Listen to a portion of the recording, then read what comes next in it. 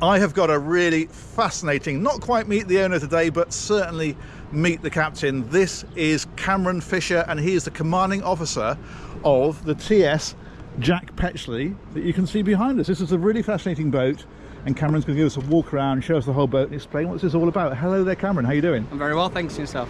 Very well indeed, thank you, very well. So let's have a wander down, and then perhaps you can explain this one to us, because it's not just the boat that's a bit unique, but what you do with it I think is especially unique. So let's talk about the boat first of all. What size is this one? So Jack Petchey is 23.5 meters, so what's that, about 75 feet, something like that. It's a power vessel. It's one of 5 vessels within our Sea Cadet offshore fleet. Sea Cadets being an organization that work with children between the ages of 10 and 18. We take them offshore and give them a bit of experience, nautical adventure, whilst learning various skills along the way. It is one of 5, so we have 2 power vessels, nearly identical like this, the other one being the TS John Jerwood. We also have our sailing ship, the TS Royalist, which actually is here in Weymouth with us today as well. And then we have 2 Rustler 42 yachts, the Sir Stelios and the City of London. But today I'm going to take you on board Jack Petchey and show you around. Fabulous. It's quite a substantial boat. I mean, it really has that kind of ship feel. I'm known for my little ship statements, but this actually does. When you stand here, it's quite an imposing boat, isn't it? Yeah, well, the S in TS is ship, and my friends give me a lot of jib and say it's a boat, but I maintain it's definitely a ship. No, fair enough. Let's walk right to the back first of all, and we'll have a look at the whole of the outside of this, and then we'll step on board. So I'm guessing no beach club on this one? There is sort of a beach club. You'll see that later. We've got a space where we have our barbecue up on the top deck. I guess that serves as our beach club. Fair enough. But actually, we could always go use an actual beach. We've got our tender, so we can ferry ashore if we need to. That's a very good point. And how old is this boat? So Jack Petchey was commissioned in 2010, so makes her coming up to 14 years. So after this winter, her next maintenance will be a 15-year refit. So it's getting on a bit, but with lots of maintenance, we keep it going as best we can. The Jerwood's a little bit older, 2005 I think was for the Jerwood. Fantastic. Okay, let's go and have a look on board. So we're going to have the full tour, and then we're going to have a little chat about what the Sea Cadets is all about and what this boat actually does and is used for. So it's interesting here that it's quite low to the pontoon. In fact, you've got the steps here, but you could step onto that really easily even without those. Yeah, some marinas are better than others. Some marinas, the pontoon's a little higher and you don't need the steps at all. But the nice wide open gates makes it really easy to step ashore and on the ship, which is really important for when you've got 12 children on board, but also it makes it really easy for us for mooring. It means we can step ashore and do our own lines rather than have to rely on someone on the jetty to do the lines for us. Of course, yeah, that makes sense. Right, we'll start down below forward, I believe. Lovely.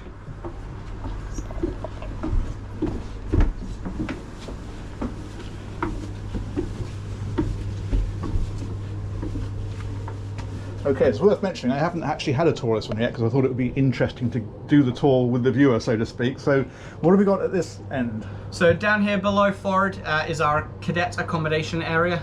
So immediately on port and starboard you've got 2 cadet accommodation bunk spaces, 6 bunks in each side, giving us a capacity for 12 cadets in total. Wow, okay, so you've got up to 6 people in this cabin? 6 people, yeah. Yeah. That's very good. And these are obviously lockers here then for people? Yep, so they've got a locker each to store their belongings. It's not a lot of space, and that's one of the first lessons they learn when they got on board, is how to pack lightly. They're not the biggest or most spacious bunks in the world, kind of more akin to probably camping than anything more luxurious on a yacht. Yeah, no, absolutely. This isn't designed to be the luxury experience, is it? That's not what it's about as such. And then same deal over here. Yeah, identical on the other side. Fantastic. Okay. Got more lockers for the cadets in the passageway because they couldn't quite fit them all into the bunk space. Yep. And then the next, we've got 2 cabins, one on either side. These are for our adult supervisors. So whenever we're at sea with cadets on board, we get 2 adult volunteers who come on board and help supervise the cadets. So they get to live down here. They get a cabin each to themselves. And then that means that they are down here where they are best positioned to supervise the cadets overnight, making sure they're not getting up to too much mischief or anything like that. That makes perfect sense. Okay. And is that like a Pullman? Oh no, that's storage there, isn't it? So they were originally designed as 2 berth cabins. So right. that is actually a bunk. Okay. But because the ship, when it was originally built, was designed for 18 cadets, but we found it worked better with just the 12 and then a supervisor here rather than sleeping aft. So the second berth has been converted into storage. That makes sense. And then the same deal on this side. I've got you. Very good. Yep. Okay. And then ahead of this. And through the watertight door, we get to the heads, which is funny. They really are the heads in this one because they're at the head, aren't they? Yeah, at the head of the ship as they are traditionally meant to be. We've got 2 here with electric flushers, so no one's having to mess around with the old Jabsco pumps. Yep. And then these also double up as our showers as well. So, yes, I can see that. See the shower head and a curtain. Right. And then moving forward, we've got our sink spaces for teeth brushing and well, everything else you use a sink for. Indeed. And then 2 further heads right at the very head of the ship. Yeah. Fantastic. Okay. That's excellent. And it looks like there's an escape route up through here as well. I assume up to the straight out onto the deck. Yep, goes out onto the forecastle. We'll see that from the other side. Yeah. Brilliant. Okay. So, where possible, we will use marina showers with only the 2 showers on board for 12 cadets plus the 2 supervisors. They can get in a bit in demand. We do have storage tanks on board, so we can quite comfortably shower on board if we have to. And certainly some marinas actually we do have to. But that's the next lesson our cadets learn is water conservation on a boat. Yeah, and speed of showering, no doubt. Yeah. 2 minutes maximum of water each. Okay.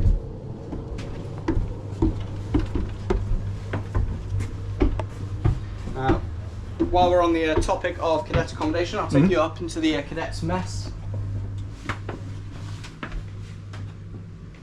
So this would be the cadets saloon, I suppose, as you call it. We call it the mess. It's a mess square. So this is where they will take their meals, where they'll have their recreation time in the evenings, play card games, board games. There's a TV in here if they want to have a movie night. It's kind of their space to chill out with a bit of space to themselves. It's also where we'll have lessons. So during the course of a week-long voyage, they'll get lessons on navigation, chart work, voyage, lessons on living on a ship, and engineering and various other lessons will take place in here. Fantastic. We'll touch more on exactly what you do with the guys and girls, obviously, a bit further on. But from the sound of it, then a week's voyage is typical. A week long, yeah, a week is a typical voyage. Yeah. And then, as with any boat, plenty of storage under every seat. No different to any other vessel. Excellent. Storage under all the seats, under the life jackets. Yeah. So we can carry quite a lot of provisions to enable us to go to sea for an extended period of time if needed. How long did you go for?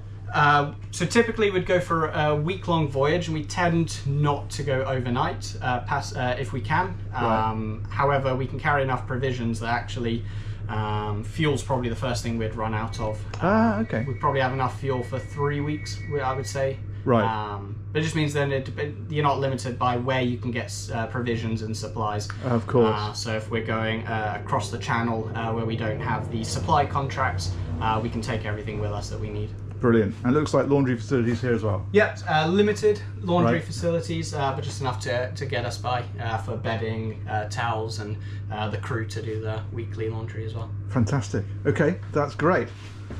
And that's the TV over there. AV equipment, as we would say on the CV yachts. Excellent.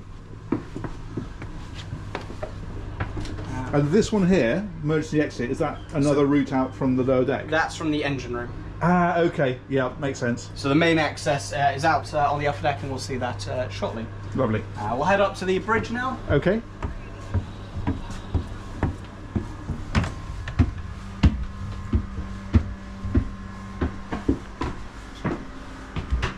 naturally, as the captain and a navigator by trade, it's my favourite part of the ship. Yeah. It turns out mostly it's the cadets' favourite part of the ship as well. It's where they get the most involved day to day for navigation. Helming, we don't have an autopilot. So okay. the cadets are our autopilot. Yeah, So, that's a deliberate thing, I guess, so they can't just switch that on. yeah, yeah. Although when they're not on board, it then means the crew have to do it themselves. But that's no bad thing, I suppose. It keeps you very in tune with the ship.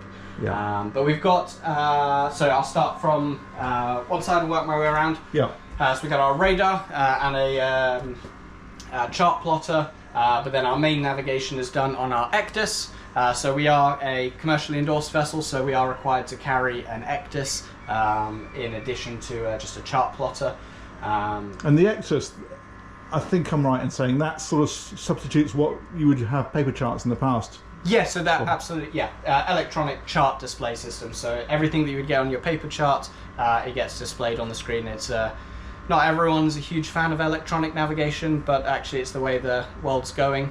Certainly it's getting increasingly difficult to even buy the paper charts, even if you did want them. And I believe even the RYA are moving to electronic only shortly, so one way or another we'll have to learn to embrace it. Yeah, absolutely, that makes sense.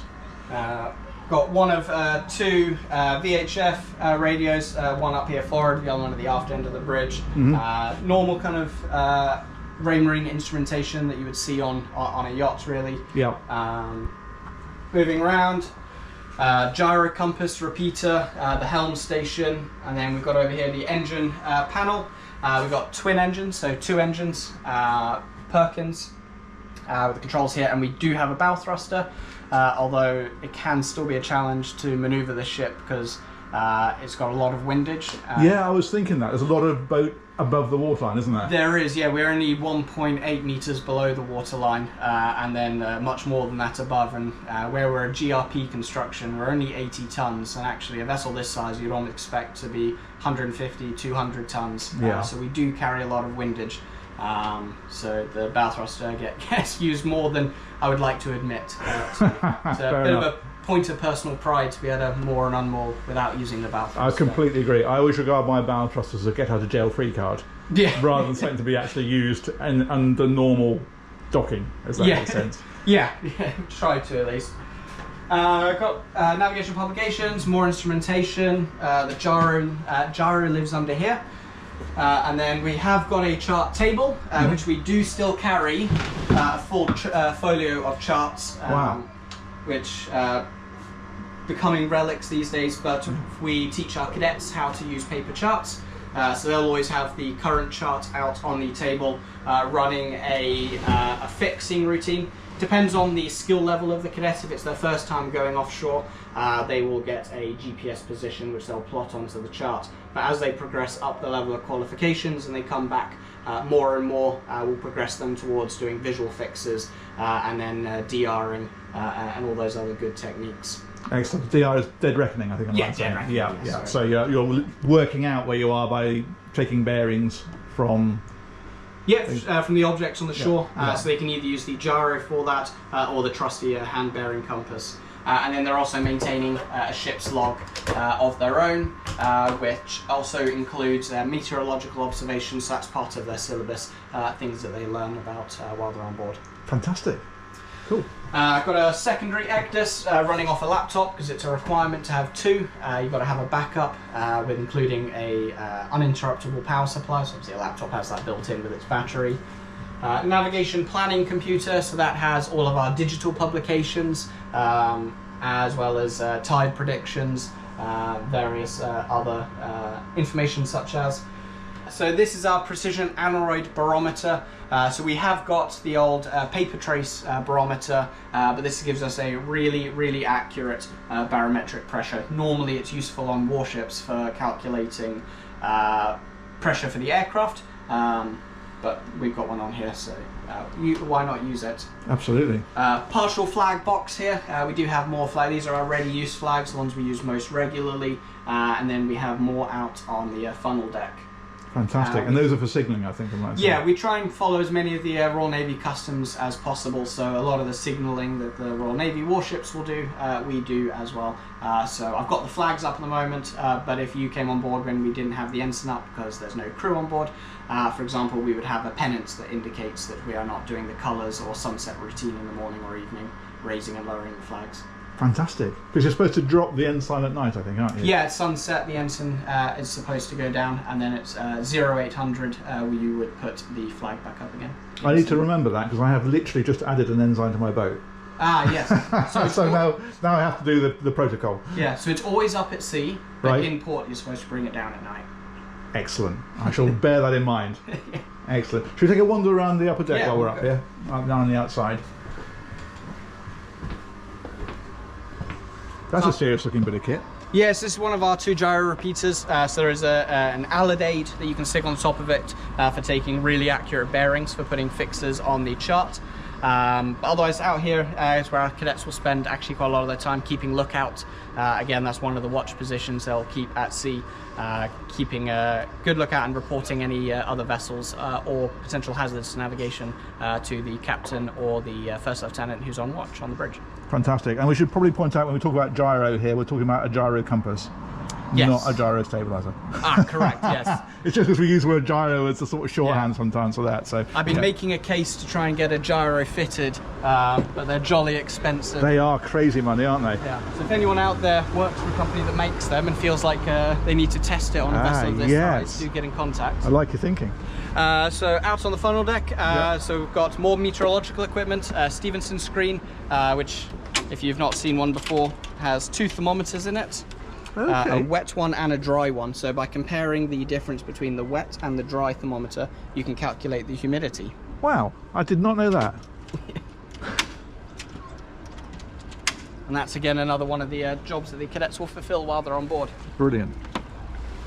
So the funnel deck, actually a really nice outdoor space. So if we're at anchor, it's quite a nice place. We can come out once you've shut down the generator, of course, so you're not blowing exhaust out here. But we've got our barbecue out here, so we can have barbecues up here. Fantastic. And then it's also where the cadets will do their sunset and colours routine. So for us, raising and lowering the ensign is a ceremonial event, so there's a formal routine to it.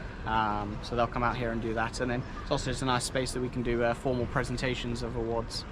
Fantastic. We should take a walk back and look at the ensign, because of course it's not the usual red ensign that plebs like me fly. You have the proper... So we have a blue defaced ensign, defaced with the Sea Cadet Corps. So we have our very own ensign. Obviously any blue ensign means there's some sort of royal warrant permitting it. So the Sea Cadet Corps has a royal warrant, so hence the blue ensign. Excellent. Very good. Very good. And these are life rafts, I'm taking it, on the outside here. So yeah, 2 life rafts either side on a hydrostatic release. Fantastic. So they'll float free. They will float free if the worst should come to it. Yes, if they find themselves immersed. Fabulous. And then up on the top here is presumably communications and GPS antennas and... Yep, yeah, all that good stuff. Yeah. The mast can be lowered. It is on a hinge. Okay. I've not yet had to take it under a bridge that requires it. Right. When the ship was designed, it did have that in mind. Yep. And then that is the Sea Cadet pennant. So it's a fun fact on warships. The pennant is hoisted when a new captain takes command, and then it stays up throughout the entire tenure of that commanding officer. So when I get relieved by the next captain, that'll get hauled down and handed to me as a leaving gift. Oh wow, fantastic. I like that. It's a bit of a badge of honour if the pennant is really tattered and worn. Of course. You've had a good day at sea. Or bullet holes. Well, yeah, hopefully not. And this one here? So this is our man overboard recovery gantry. So it can be re-rigged either port or starboard side, but it's just used as a hoist, so you can hoist someone up. It lines up with the gate down below. Of course, so they can just swing them in. So you can drag them across to the gate, hook it to their harness, or the mate saver, which I can show you down on the lower deck. Hoist them up and then swing them on board. Perfect. Yeah. Excellent.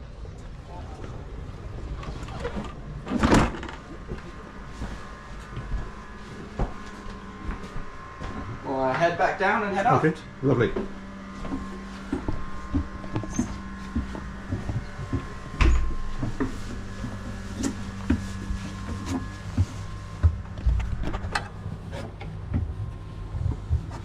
Worth mentioning, I think, that the reason we're going down these backwards is because that's what you guys insist on, isn't it, for cadets? But also these are quite steep stairways compared to the sort of the luxurious stairs of a super yacht, for example, which you obviously wouldn't need to do that with.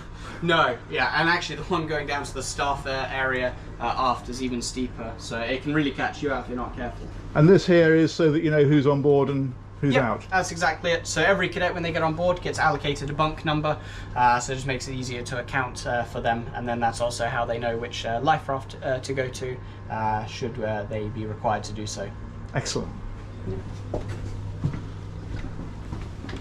As we head aft, we pass our galley, which actually I think you'll agree for a vessel of this size is actually a pretty good sized galley. I've seen smaller on super yachts. Yes. Yeah, definitely, Yeah. genuinely, yeah. Yeah, it's pretty well equipped. It's all electric, so there's no gas to have to worry about. Oven, hobs, grill, some freezer space here. There is more refrigeration, which I'll show you. But actually a pretty reasonable sized galley. We just have the one cook coxswain on board who prepares the meals for all 18 or sometimes as many as 20 people at a time. Wow, that must keep him very busy, him or her. Yes, it does. Fantastic. And what's the favourite meal? Oh, my favourite meal would be hunter's chicken. Right. But I know the cadets do like a good pizza. Actually, our coxswain at the moment worked at a pizza restaurant in a previous career, so actually makes a pretty mean pizza. Fantastic. Excellent. Good stuff. And then we've got a sink around here. And a serving hatch by the looks of it.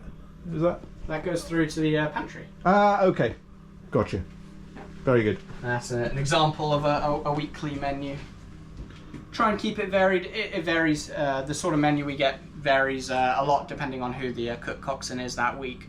But generally we try and keep things pretty healthy, mostly all homemade food, which is really nice. Got to watch what I eat so I don't put on too many kilograms. And into here is the pantry. Gotcha. So it's the remainder of our refrigeration in here. Actually, it's the bulk of our refrigeration, and then more pot washing space here for the dishes. So that's something else the cadets will get involved with. They can get involved with the cooking actually if they want. We've had some cadets in the galley helping out the cook coxswain. Had a couple cadets a few weeks ago who made a really mean cheesecake actually by themselves, which was really nice. But then they'll come in here after meals to help wash up. Fantastic. And then dry storage in the pantry there. Okay. Perfect. It's really interesting actually to see, although it's obviously very different, there are parallels to the super yachts, you know, in terms of the actual facility. There might be different sizes or styles or whatever else, but the very basics, and I suppose it's obvious when you think about it, that ultimately they've got humans living on boats. You're going to want the same kind of stuff, but it is interesting to see the echoes. Yeah, absolutely, yeah.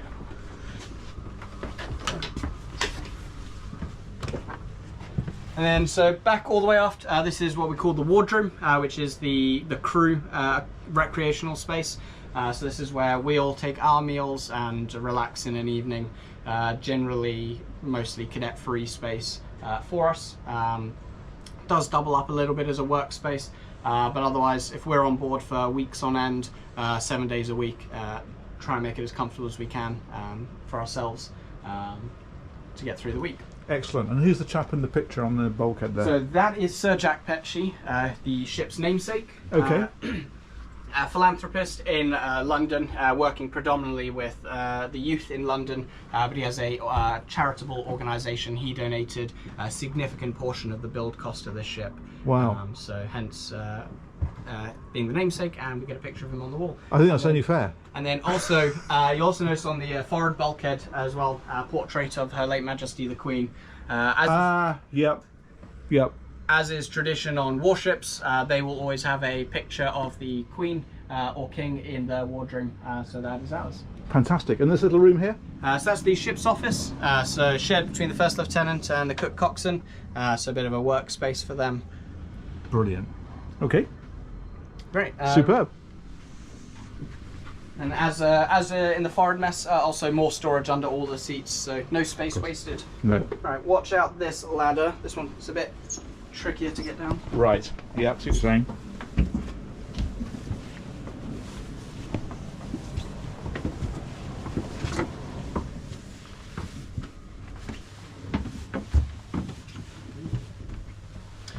So this is the crew accommodations area. So it comprises of, well, six cabins technically. So we've got the coxswain's cabin, so that's the cook coxswain, and the first lieutenant's cabin. They are both identical. Mind your head, that's a step up can catch you sometimes. Yes. So this is so each member of permanent crew get their own cabin on board, not en suite unfortunately, but got a bunk, storage, and a sink. It's comfortable enough for a few weeks on board. Yeah, ideal. And then cook coxswain's cabin is identical. Gotcha. And then, so this is the watch officer's cabin, or understudy. So before a crew member can come on board and work, they have to do a week understudying someone who does the same role, sign them off to say that they're competent enough to do that. So when they come on board to do that understudy, they'll get this cabin here. It's a lot smaller, not as much space, but they're only on board for a week.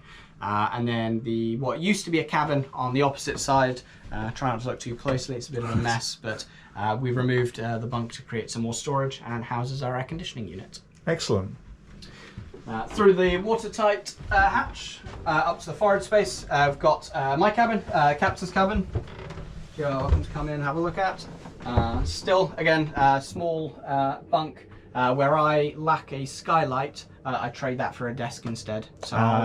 So that's why the coxswain and the first lieutenant share the office above, because I've got a desk down here to work at. Gotcha. That makes sense. Not a huge amount of storage. Got a small hanging locker, 3 drawers, and that's about my lot. Fair enough. And we've got the engineer's cabin next door, which is identical.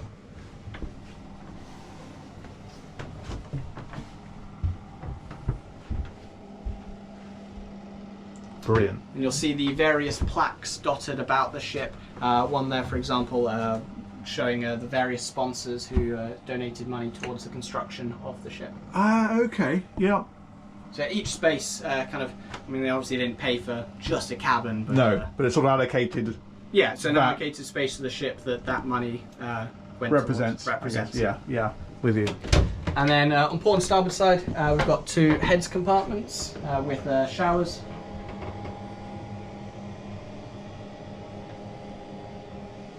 And an identical one on the port side as well. Perfect. Very good. And there's an escape route here as well. And, oh yeah, another escape hatch which heads up to the wardroom. Gotcha. And then obviously the skylights double up as escape hatches as well. Okay, the one's just up in the ceiling there. Yeah, just behind those curtains. Perfect.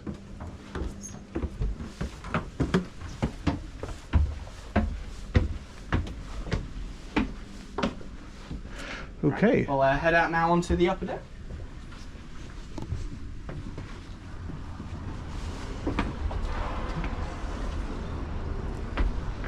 So this is clearly back aft, we've got the tender here. Yep. So back aft, we've got below ourselves, we've got the steering gear compartment.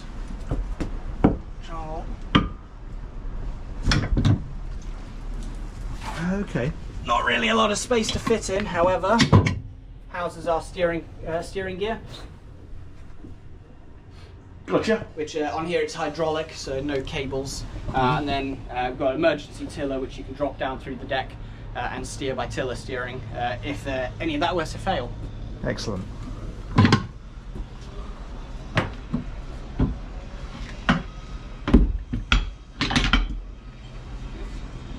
Yeah, so we've got our tender with 30 horsepower outboard, used for ferrying ashore or conducting any other routine tasks off the ship. I try and get out on it at least once a week if I can, give it a good run. Yeah. And I really enjoy being out on the tender. Yeah, they're always fun, aren't they? Yeah. So we've got some of our safety equipment, SART and EPIRB back here, comms to the bridge, so if you are steering by the emergency steering, you've got a way of communicating with the bridge. Pilot ladder lives here, and otherwise just a really quite nice pleasant area of deck actually when you're underway to chill out and look out at sea. Fantastic. So our mooring lines, we keep them flaked out, so it helps when we're mooring and unmooring. Means when you pass the spliced end through, you know it's going to be free to run and it's not going to snag on anything. But when the mooring line's not being used, they can be loaded onto these cleats on the bulkhead for storage. Perfect. And this fella here? So this is Ruth. This is our man overboard training dummy. Ah! This particular one weighs 40 kilograms, so it roughly replicates the weight of a child or a relatively grown child. So every week we'll do at least one training exercise where we'll throw Ruth overboard. I'll just have to circle around and rescue it and then hoist it back on board. Fantastic. Ladder going up to the funnel deck. Mm-hmm.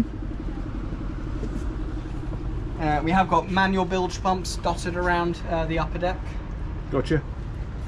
There's presumably electric ones as well, I guess. And then, yeah, hydraulic. And electric as well. Yeah. Same access gate on the starboard side, replicate mirrored from the port side. And then this is the crew saver, which long pole, you can hook the loop around body of a person, pull it tight, and it allows you to drag them in. And then this, it has a lifting strap on it, so you can then lift them using this out of the water. So if they don't have a life jacket with a hook on, it's just a safer way, so you're not having to lower someone down to reach onto them and grab them and pull them up. Makes sense.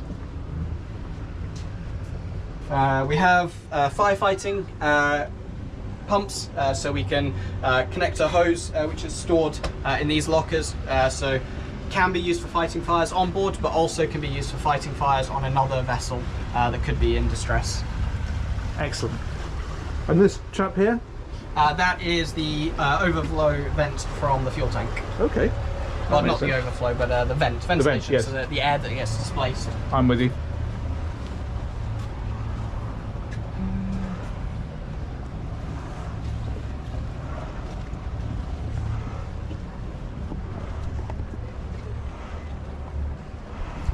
And then up onto the bow, so we've got obviously our anchors up here, so we've got two. They are 75 kilogram anchors on approximately 100 meters of chain, both sides. On a hydraulic system, you're obviously not going to be pulling that up by hand. Sure. Then we've also got the access hatch from the emergency escape that you saw earlier down below, and then two storage lockers for various bits of deck equipment and the like. Gotcha.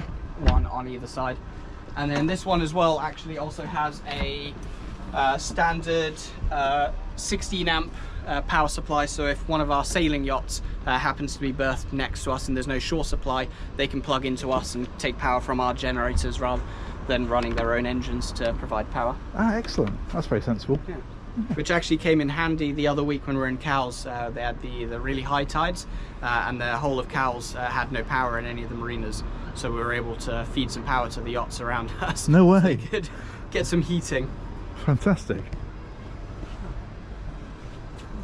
Excellent. That's quite the view from here actually, isn't it? Yeah. Typically the cadets will spend quite a lot of time out here at sea because it's really nice high bulwark, so it's a really safe area for the cadets to be at sea. They always have a life jacket on when they're out on the upper deck, but there's very little risk of falling overboard. It provides a reasonable amount of protection from the spray as well, so good place for them to be out and enjoy being at sea.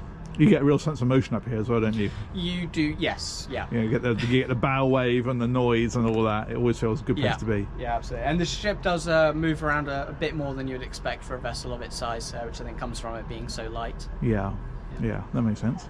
Cool. Okay.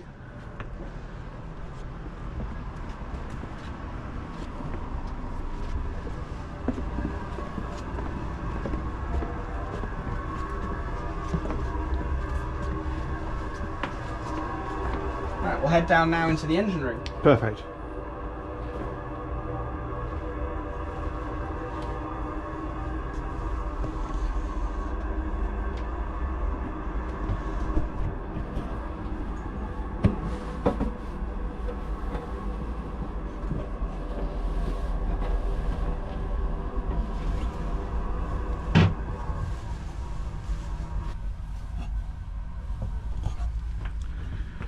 Okay, so what have we got in here? So down in the engine room, we have to no surprise, the engines. So we have two, port and starboard Perkins Sabre, 220 horsepower apiece, which doesn't sound like a lot, but with our length, our hull speed is around 10 to 11 knots. And these engines will get us right up there to our hull speed. Generally cruising, I'll do around 9 knots at 2000 RPM, as that offers the best fuel economy, burning around 20 litres per hour per engine, so 40 an hour total. Being fed from a 4,000 litre tank will give us a range of around 600 miles or so. Also down here we have our two generators, our two Beta Marine generators. Those are in those beige acoustic enclosures on the port and starboard side. Each generator on its own will supply plenty power, more than enough to power all of the ship's systems, but we have two, so we have a bit of redundancy if one were to fail. We also have backup batteries, so there's a starter battery for each engine, but there is also a domestic bank, so we can run that via an inverter to provide power to our 240 volt system. It'll give us enough power to last around a day or so, which is not really a routine thing we'll do. We'll either plug into the shore plower or run our generators, but if you are out at sea and you lose everything, having the worst day of your career, we can keep the lights on and the systems running. The communications and navigation equipment on the bridge also have their own redundancy backup batteries. Fed off of the engines are the hydraulic pumps. So we use hydraulics to power the bow thruster, the anchor windlass, the firefighting pumps on the deck that you saw, and they also power our bilge pumps, which are controlled via this manifold down here. Saves you having to pump away on the manual pumps up on the deck to remove flood water. And then the hydraulic system has a backup 240 volt hydraulic pump as well. And then all the power gets fed into the distribution boards to then get distributed around the ship, and this is where we then control the main electronic systems from. Fantastic. And do the cadets get involved in this? Yeah, so cadets will come down here, so they'll take turns working with the engineer, and they'll learn all about the engineering. So from how to do the pre-start checks on the engine, so checking the oil levels and the coolant, all the same stuff you would do on your boat at home before starting an engine. And then sometimes they may even get involved with very low level maintenance with the engineer. Whatever's appropriate to kind of level that they're working at, and then they'll get lessons up in the classroom on engineering as well, learning about the 4-stroke cycle, etc. And do you tailor it? So if you've got a cadet who is really interested in this kind of stuff, would you then think, well, okay, let's give this guy a bit more than we normally would on the engineering side? Yes, our engineer at the moment, he is absolutely fantastic in that regard. He is really good at gauging the level that cadet is at and tailoring it to them, and he'll spend as much time with them as they want to, and he will teach them whatever it is, whatever they want to learn, and they can get as involved as they want or as little as they want. That's kind of actually the sort of mantra we applied to all the teaching we do. There is a core level that they have to get involved with, but actually the more they want to get involved, the more we'll let them get involved, or vice versa. So it's really, they can get out of it what they want to put into it. Yeah, it makes a lot of sense, because I can imagine some kids who perhaps even don't know they're interested in engines coming down here and going, wow, this is amazing, this is fantastic, and wanting to learn more. And I guess to tap into that enthusiasm is really key, isn't it? Yeah, and it's a really good way of getting someone started on that kind of STEM pathway in life. And as I'm listening, I'm hearing that ticking sound, which might be familiar actually to some viewers out there. Those are one of our two Eberspacher diesel heaters ticking away, giving us our hot water at the moment. Fantastic. Yeah, I heard the vent on the outside and thought that is a familiar sound, to be fair. It's interesting. So the engines in here are 220 horsepower each, did you say? Yeah, they are. And yet it's a what? It's a 78-foot Yes, boat? no, that's 75, 80 foot, yeah. And I think it's an interesting thing, because this crops up sometimes in my yacht tour videos where we get the displacement boats, and people often think, well, surely you just put twice as much power in and go twice as fast. But of course, with a displacement boat, which is what this is, it is limited by its hull to a displacement speed, which in this case I think you said was 11 knots. Yeah, around 11 knots for So us. it doesn't matter how much power you put in, it's not going to go any faster than that because it's not a planing boat. And I think, you know, a lot of people don't quite follow that, but if you're staying at displacement speeds, you don't need a huge amount of power. You just need enough power to get up to maximum speed, and then back off a bit to your cruising speed, and you're done. So yeah, and actually a good example of that is tugboats in ports. They've got thousands of horsepower, but you'll struggle to see them go above 8 knots because of their hull length. They just need that amount of power for the pulling the larger, heavier ships. Yeah, that makes sense totally. Brilliant. Well, that is fascinating. I think what'll be good now is if we can go up to the wardroom and have a chat about what you guys actually do, and a bit about the organisation. That'd be brilliant. Great. We are back in the wardroom, and I think this is a really good opportunity to have a chat about what the Sea Cadets is all about and what these guys actually do. So tell me, first of all, where did the Sea Cadets start? So the Sea Cadets is a very old organisation. It actually started way back in 1856 with the orphan children of the Crimean War who were living on the streets of British dock cities, where mariners would take these children and teach them the skills required to go away and work out on the ships at sea, so they would have some sort of a future. And this was so successful, eventually the organisation got royal patronage from Queen Victoria in 1899, and it's just continued growing from there. The organisation got its first training ship back in 1940, and then continued to grow from the Second World War. There were approximately 100 units, and now we're up to about 400 units across the UK. So when you say a unit? So the Sea Cadets organisation is made up of individual establishments, which are training units locally. So various towns and cities across the UK will have its own unit. So just like how you might have a Scout hut in your town, you might also have a Sea Cadets unit. Okay, I've got you. And then so each unit in it is a charity in its own right, and works with its local community. And the cadets will meet there on a weekly basis and do various training, working towards badges. But then they will also go away on camps throughout the country, either at military bases or various other venues. And then the offshore element of the Sea Cadets, which is what the TS Jack Petchey comes under, is one of those opportunities. Fantastic.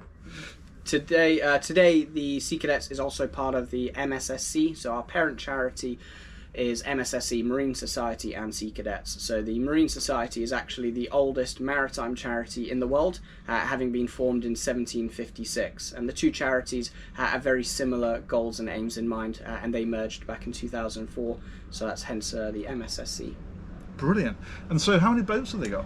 So in the offshore fleet, we've got 5 ships. So these 2 power vessels, the sailing ship, the Royalist, and then we've also got 2 Rustler 42 sailing yachts as well. But each unit will have its own fleet of boats, dinghies, rowing boats, ribs, or small motorboats of its own right. And I think the total fleet is somewhere up 400 or 500 vessels. Wow. That's amazing. And I suppose then, if you take this boat as an example, what do you actually do with it? So this ship, so we'll go away on what we call a voyage. So a voyage is a week long. So it starts typically on a Saturday afternoon and runs through to Friday morning.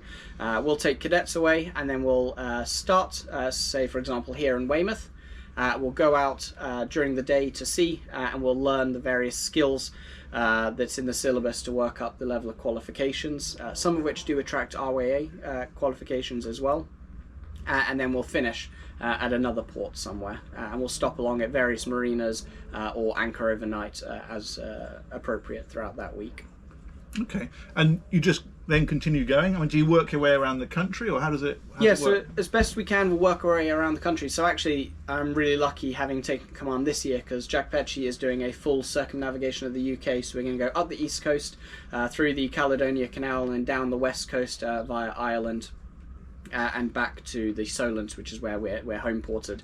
The TS John Jerwood's going to do the same, but she's going to go up the west coast and down the east coast. So really exciting year for us this year. Some years we won't make it all the way around the UK, but what we'll do instead is the near continent, so the Netherlands, France, and the other accessible neighbours adjacent to us on the other side of the channel.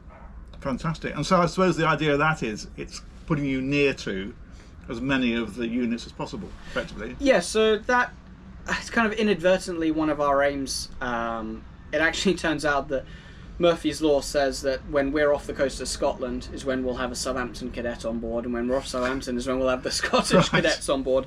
So it doesn't necessarily work out that way. Cadets will join us from all over the country to join us, but it does mean that we are at least getting around the rest of the country, and those units, when we're in their area, can come down and visit us.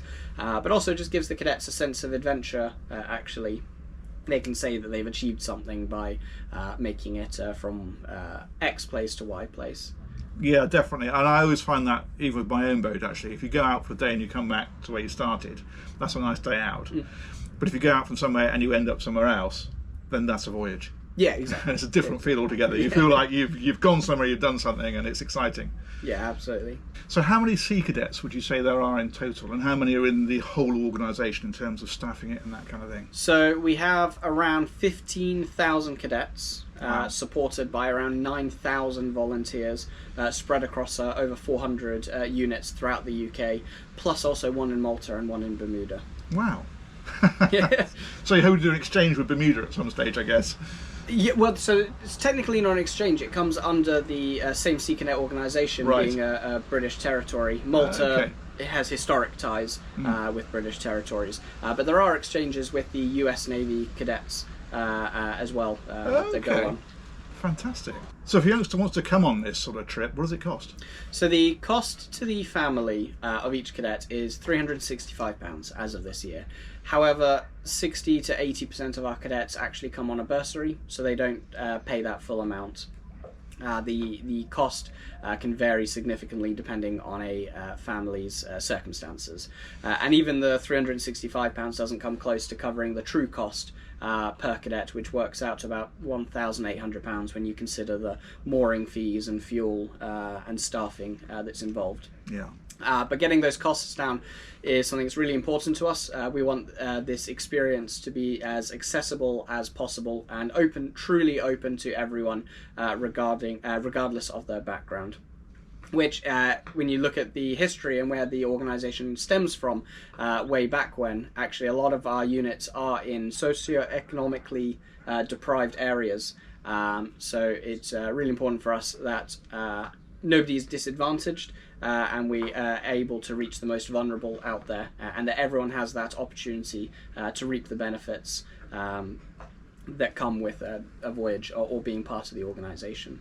I think that makes a lot of sense, because if you think about where the organisation started, that's exactly the people they're trying to help. Yeah. So you need to make sure that you keep true to the ethos of the organisation, I guess, and that's what that's doing. Absolutely. So what would you say are the benefits for the kids who come on these voyages? Yeah, so the obvious benefits are the maritime skills they're going to learn. Seamanship, navigation and the like, and they can earn RWA qualifications whilst they're here, all the way up to watch leader, which is great, but for me the real benefit is the slightly less obvious ones, which is when you take a teenager between the age of 12 and 18 and you take them away from their home environment where everything's familiar, and you then put them into the maritime environment surrounded by 11 other cadets who also are meeting everyone for the first time. They really learn to develop some really key life skills, so communication, living in close quarters with other individuals, sharing a space. We find that the cadets then tend to leave us far more confident than they did when they arrived, stronger leaders and better team players who are more adaptable and resilient. which is really important, especially when you consider that 1 in 5 teenagers in the UK are suffering from either depression or anxiety. So giving them that opportunity in this fresh environment really helps them develop these critical life skills, which can really give them a head start in life. An independent survey was conducted of the Sea Cadets, and it was found that 2/3 of our cadets go on to have better school attendance than they did before. 95% of cadet alumni say that they received a good quality skill for life. 80% found that they had improved independence. 74% found that they had the resilience that was required to get them through hardships when times got difficult. And over half reported that it actually helped them with their careers in the long term. In fact, I remember an article I read just the other week of the first female astronaut for the European Space Agency, citing the Sea Cadets as really giving her that head start she needed. No way. That's interesting. And I think it's more relevant now than it's ever been, because so many kids these days are stuck in their bedrooms, hunched over their laptops, with the curtains closed, completely isolated from real life. And so I guess not forcing them is the wrong word, but putting them into that environment that's completely different and where you're not able to escape into your screen and into your virtual world, and instead being in a really sort of visceral real world, that's got to be quite literally a sea change, isn't it? Yeah, absolutely. And when they get on board, they have their phones taken off them at the start of the week, and they get very limited access to them during the week. So actually, for a lot of them, it's the first time they've been screen free, and they're a little reluctant at first. I can imagine. But they soon, actually, by the end of the week, most of them say, actually, yeah, really appreciated not having to stress about the streak record on whatever app it is they're using, and just away from those stresses back home of always being connected. I think social media as well, for better or for worse, puts a lot of pressure on kids these days. And so I think there's two things. First of all, to be, if you like, forced to disengage from it is a good thing, but also I guess you learn that you can be this. It's not part of life. You don't have to be engaged with social media. And I think for a lot of kids these days, that's a big lesson to learn. Yeah, absolutely. And actually, just learning new skills in an unfamiliar environment as well. It's the ability, it's the skill to learn skills, I think, is something else that we teach. Because for a lot of them, the nautical skills, the seamanship and the navigation is completely new, and it's completely new to all their peers who are here. So they're all on a level playing field when they arrive, and they're learning together. Yeah. So when one's struggling, they learn to help each other to get through it all together. And it's just that social skill as well. With if you're an only child, it's like having 11 siblings for the first time. And, of course, there'll always be inevitably people you don't get on with. And actually, when you're on a ship and you've seen how small the accommodation is, you have to learn to get along with each other one way or another. Yeah, totally. You can't walk off. No. There's nowhere to go. You can, but you wouldn't get very far. Yeah, absolutely. Yeah. That's fantastic. So I suppose the last question for anybody who's watching this and is inspired by it is, if anyone wants to get involved, whether that's financially in helping out or whether that is actually helping out, what are the routes for people to do that? Yeah, so we are a charity. We do rely heavily on financial support, and that can be as little as a regular donation of £1 or £2 a month, or a one-off donations from an individual, or we are also experienced with working with corporate sponsorships up to much larger amounts, as you've seen in the cabins, sponsored by the various organisations. That's one way. The other way is also just people. We rely very heavily on our volunteers, and we're very lucky with our 9,000 volunteers helping us out. Without them, it just wouldn't be possible. Our volunteers equate to about £54 million worth of work hours a year. And they really are what make each unit, ensure that each unit is able to run. So if you would like to contact your local unit and find out how you can get involved. You don't even have to have a maritime background. Just being there at the unit sometimes is all you need. A lot of our volunteers don't have any maritime background when they start, and certainly some of the volunteers I get on board helping supervise have never seen the sea before when they step on board, but they're still able to be of great help. Beyond that, also within the offshore specifically, we're always looking for more staff to fill our pool of relief crew. So when a member of our crew is on leave, they get covered by a relief staff, so engineers or anyone with a seamanship background or cooking background, there's always a space for them, and that can be as little as 1 or 2 weeks a year out at sea on one of these vessels in one of our paid positions. And that's kind of, in a way as well, a way for people to access going boating. Yeah, because they get to go boating as well. It's nice, you know, it's benefit to them as well. Yeah, as long as they realize it's not a holiday when they're on board with us, because it is not. It's not easy. It is hard work, but actually we do get to go to some absolutely amazing places, and I think we've had people fighting over the Caledonia Canal Week, for example. It's a very popular one. Yeah, I can imagine that. Cameron, that has been an education. And absolutely brilliant. It's been lovely to look at the boat, but it's also been really interesting to hear what you guys do. And I always feel with boating that, you know, it's seen as a very exclusive thing, and I think anything that gives access to everybody, which is exactly what you guys are doing, is a wonderful thing. And I think that the skills that you're giving people is brilliant. I think that's really, really great. So thank you so much for your time. It's much appreciated. No, you're very welcome. It's been a pleasure having you on board. And before you leave, you'll have to do a mirror wave, because I haven't seen one of those yet. Of course, yeah. No, we'll definitely do that. Absolutely. Brilliant. Well, thank you again. Let me know what you think in the comments, guys, as ever. And if you want to get involved, what's the website? So the MSSC, but if you Google Sea Cadets, the organisation will come up as the top hit. Or on Facebook, you can look us up either under Sea Cadets Offshore, or this ship has its own Facebook page, the TS Jack Petchey. Brilliant. Look it up. And if you want to get involved, please do. And we will catch you on one of these real soon. Take care. Bye-bye.